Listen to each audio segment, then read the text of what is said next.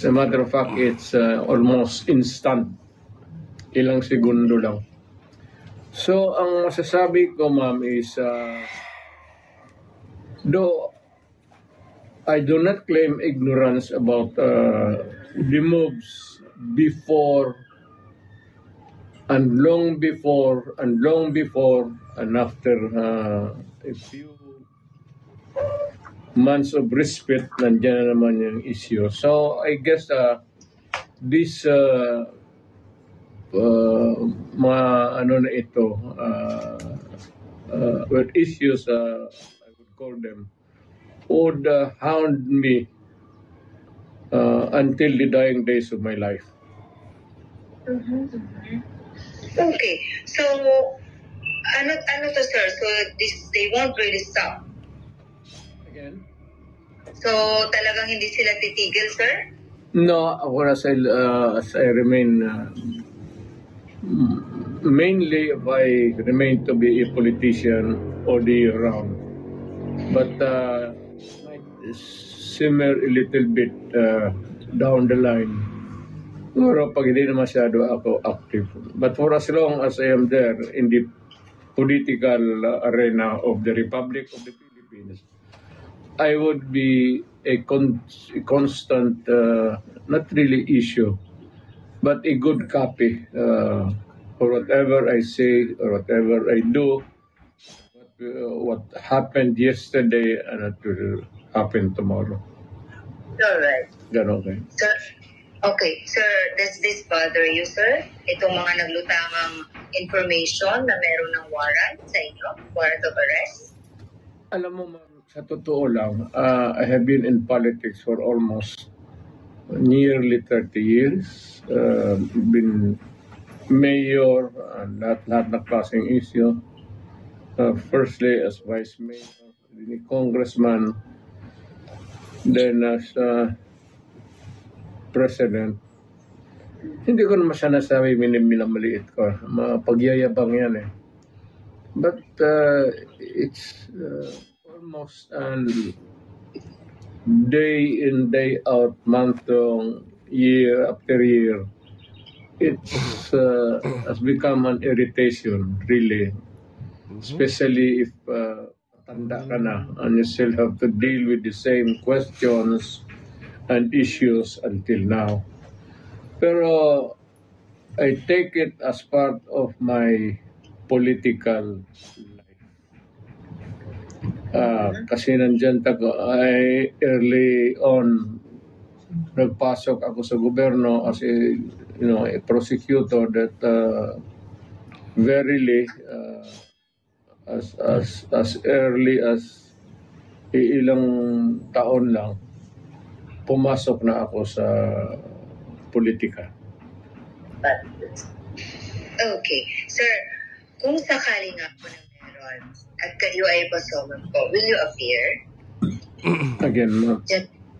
If ever na meron nga po talaga, kung talagang totoo nga itong warrant of arrest ng mga lumutang, kung sakaling meron nga talaga, what's your plan po? Will you appear kung sakaling pasoman po kayo, sir? I would say that not really appear or non-appearance, but I will deal with the problem directly, frontally. As a lawyer, gagamitin ko na yung pagka-abogado ko. Okay, sir. So suffice to say that you have been prepared for this po, Mr. President? For the longest time. For the longest time since, as far as I can remember, maaga ako ng ilang years early on, so that to be around siguro, put it lightly, mga first 5 years, first term, second term, nandyan na yan. So, I have learned to deal with the problem directly, frontally, and walang pasikot-sikot.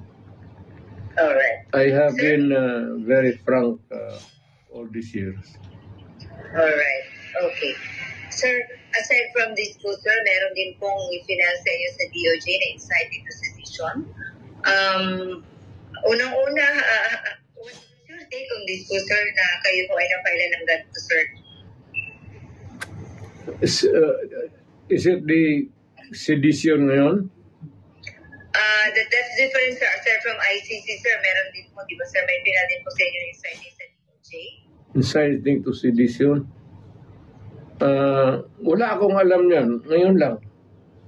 Alam ko na may plano na idemanda ako, pero specific, ngayon ko lang nalaman. Yun naman sa ICC, matagal na yun. Whatever course it might turn to, I am ready for it. Kasi dumaan ako sa trabaho ko, ma'am, as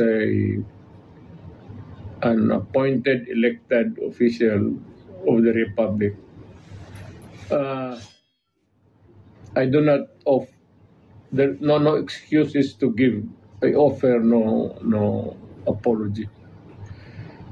I did what I did because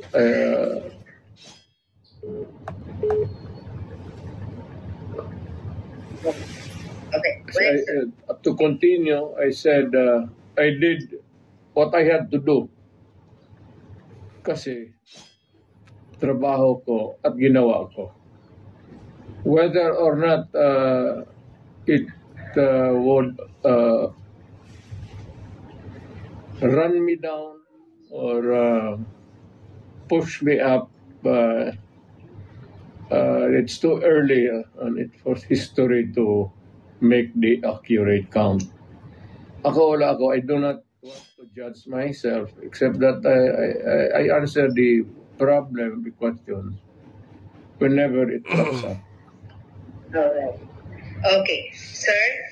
Amidst all these, issues about your, the arrest warrant po ng ICC, pinag-uusapan dito ngayon, syempre, yung impeachment po ni VP. Is it true that are you really going to join his defense panel, Mr. President? In her, rather, defense counsel po. In her defense team. Yes. Yes. You still join, sir? Pero Yes. you want the defense, the lead counsel anymore, sir? Well, I will deal with the multiple problems as they come along. And there will be a lot of them. But the basic issues remain the same. Alright. Nakapag-usap na po kayo ni VP? She was beside me a few minutes ago, after dinner. Alright, it's good to hear you had dinner together. Sir, ano pong pinayo niyo sa kanya, sir? If there's any po. Na pag nawala ako sa political scene, either natanggal ako o namatay ako or whatever, for any reason, sabi ko sa kanya, hiningi ko na sa Pilipinas na tulungan ka pagdating ng panahon mo. At tumakbo ka ng presidente. At continue. Hindi ko hinarang yan, ma'am. Ngayon na lang. Of late. Because I think I'm pretty with this kind of problem pa ulit-ulit. Sabi ko, sige, sundin mo na. And for all the unanswered issues, ikaw na ang magpatuloy ng sumagot. At kung mag-presidente ka man, sundin mo lang yung style ko. At okay ka. Huwag kang matakot, sabi ko, makulong ka.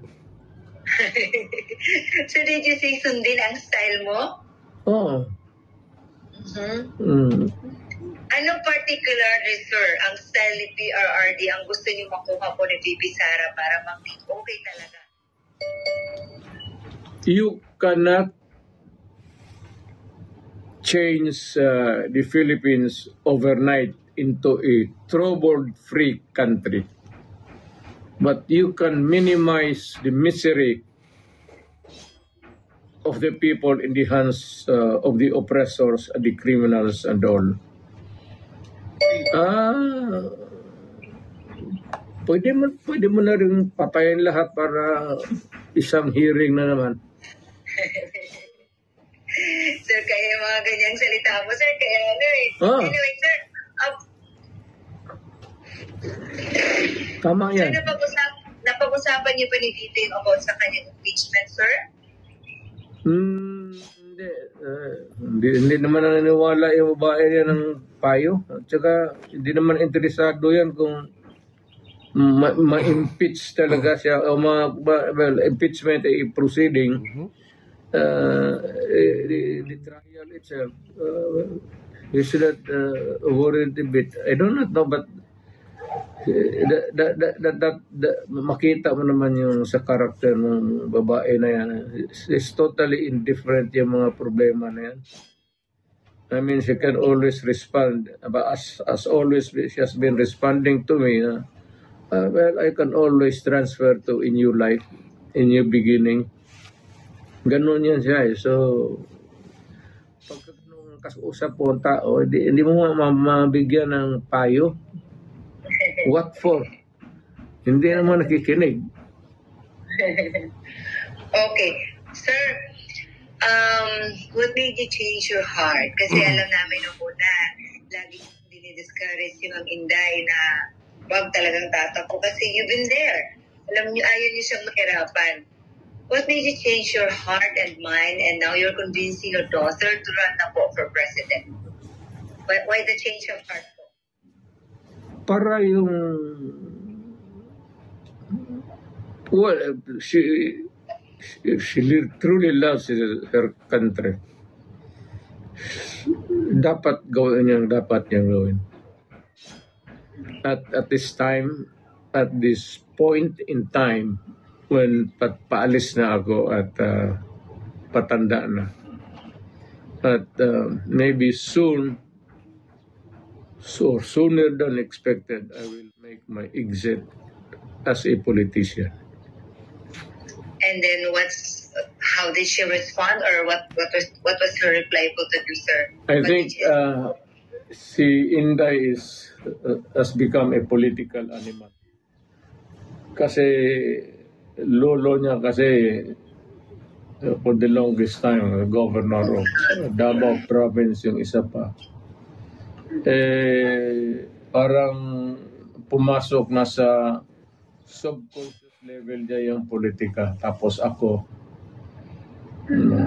tagal ko sa politika. Okay. Sir, may I just go back po doon sa ICC, nung pumutok po pala ito kahapon, sinabi po ng Malacanang na nagre-ready po sila for any eventualities. Meron nga po bang dapat